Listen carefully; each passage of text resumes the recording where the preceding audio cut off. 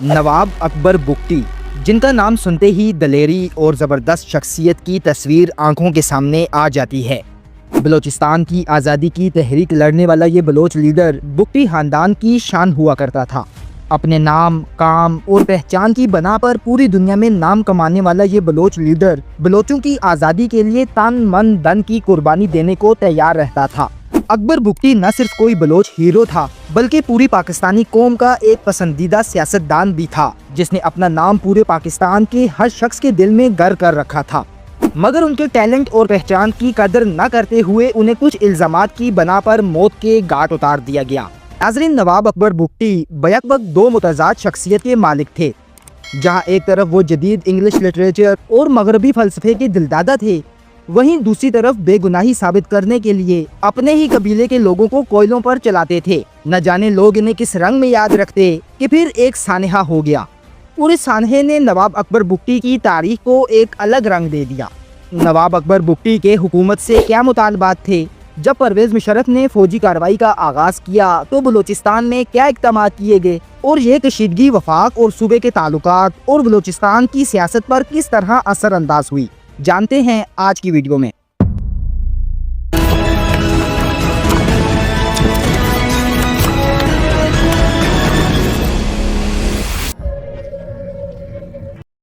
Beyond Ehtesham کے معزز ناظرین، السلام علیکم۔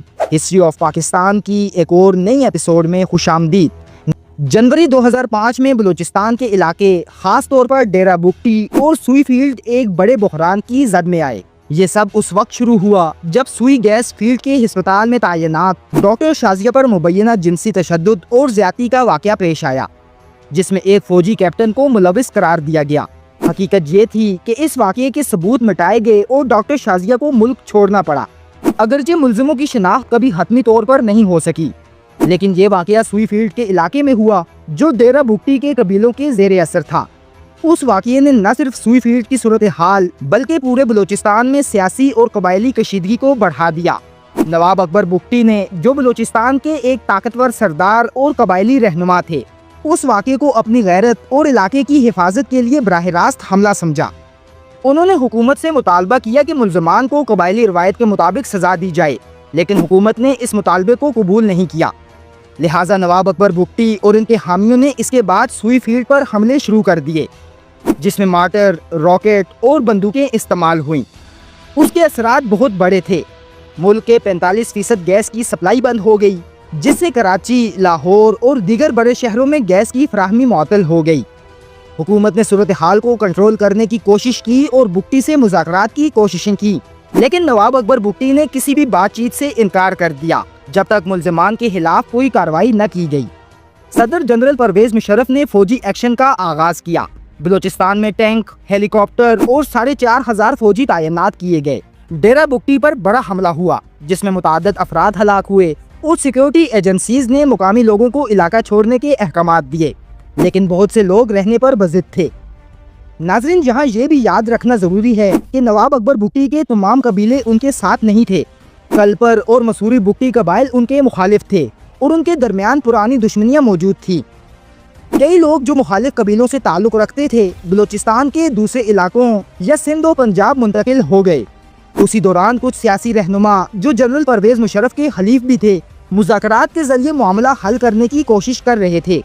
چنانچہ مارچ 2005 میں ایک وفد ڈیرہ بگٹی گیا اور نواب اکبر بگٹی سے ملا، لیکن بگٹی نے عالمی میڈیا کے سامنے کہا کہ صوبے کے ساتھ زیادتی ہو رہی ہے، اور ڈاکٹر شازیہ کا معاملہ اس کی تازہ مثال ہے۔ یہ صورتحال بلوچستان میں وفاق اور صوبے کے تعلقات کو شدید کشیدگی کی طرف لے گئی، اور اس کشیدگی نے اگلے کئی سالوں کے لیے بلوچستان کی سیاست اور امن و امان پر اثر ڈالا۔ ناظرین، دسمبر 2005 میں پاکستان کے سابق صدر جنرل پرویز مشرف کی طرف سے ایک اعلان کیا گیا، جس میں انہوں نے واضح طور پر کہا کہ بلوچستان کی موجودہ ہنگامی صورتحال کے پیچھے 2 سے 4 قبائلی سرداروں کا ہاتھ ہے، جن سے پچھلی حکومتیں مختلف قسم کے معاہدے کر کے وقت گزارتی آئی ہیں، مگر میں ان سے لڑوں گا۔ یہ اعلان سنتے ہی سیکیورٹی فورسز نے ڈیرہ بگٹی میں نواب اکبر بگٹی کو پکڑنے کی کئی کوششیں کی، مگر نواب اکبر بگٹی کے ساتھ عوام کا بے لوث پیار ہمیشہ انہیں پناہ گاہ فراہم کرتا رہا، جس کے بعد کچھ بلوچ لیڈروں نے پارلیمانی کمیٹی کی تشکیل کے لیے حکومت سے بات چیت کا سلسلہ شروع کر دیا۔ मगर उन मुज़ाकरात का कोई नतीजा न निकला और सिक्योरिटी फोर्सेस के इन इलाकों पर हमले और छापे जारी रहे और इन कार्रवाइयों के नतीजे में बहुत से लोगों ने अपनी जान से हाथ धो लिया। दोस्तों, 2006 में आने वाली एक रिपोर्ट के मुताबिक सिक्योरिटी फोर्सेस की कार्रवाइयों की वजह से तकरीबन 1,60,000 बलोच बेघर हो गए, मगर उसके बावजूद सिक्योरिटी फोर्सेस ने इन इलाकों का मुहासरा जारी रखा और बलूचिस्तान के उन इलाकों में तमाम दाखिली और खारजी रास्ते भी बंद कर दिए, जिसके नतीजे में सरदार नवाब अकबर बुगटी और उनके साथियों को बम्बोर पहाड़ियों की तरफ हिजरत करना पड़ी। नवाब अकबर बुगटी और उनके साथियों ने इस दौरान बहुत सी मुश्किलात का सामना किया और कुछ लोगों की जान भी चली गई, मगर इन्हें मजबूरन पहाड़ों के अंदर छुपना पड़ा। इस सब के दौरान सिक्योरिटी फोर्सेस का दायरा तंग से तंग होता चला गया। नवाब अकबर बुगटी ने अपने एक इंटरव्यू में एक बात कही जिससे उनकी दलेरी का अंदाजा होता है। उन्होंने कहा कि वो मौत को लड़ाई के मैदान में मिलना पसंद करेंगे, न कि बिस्तरे मर्ग पर, और वो खुशी खुशी किसी मकसद के लिए लड़ते लड़ते अपनी जान दे देंगे। और यही वजह थी कि पाकिस्तानी हुकूमत के साथ अमन मुआहिदा न होने की सूरत में बिल आखिर 26 अगस्त 2006 को एक ऑपरेशन के दौरान वो मारे गए।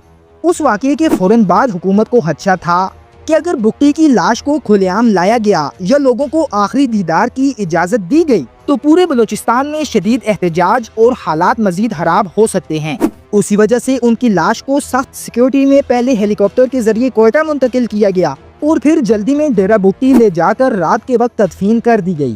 ताबूत को सील कर दिया गया और उस पर 2 ताले लगा दिए गए ताकि उसे बगैर इजाज़त न खोला जा सके। कहा जाता है कि एक चाबी सरकारी हुकाम के पास थी और दूसरी मुकामी इंतजामिया के पास, ताकि कब्र खोलने या ताबूत तक रसाई किसी के लिए आसान न हो।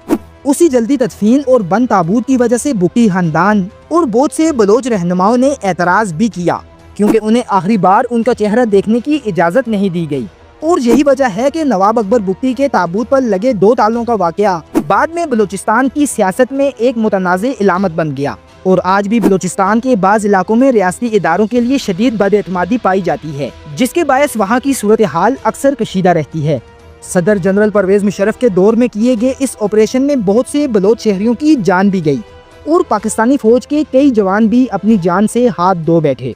नाज़रीन, आप नवाब अकबर बुगटी के कत्ल को किस नज़र से देखते हैं? अपनी राय से कमेंट बॉक्स में ज़रूर आगाह करें। वीडियो पसंद आने की सूरत में वीडियो को लाइक और शेयर करें। पाकिस्तान की तारीख के मजीद हक़ाइक़ जानने के लिए चैनल को सब्सक्राइब लाजमी करें और बेल आइकन भी दबा दीजिएगा ताकि इस तरह की हर नई वीडियो आप तक बआसानी पहुँच सके।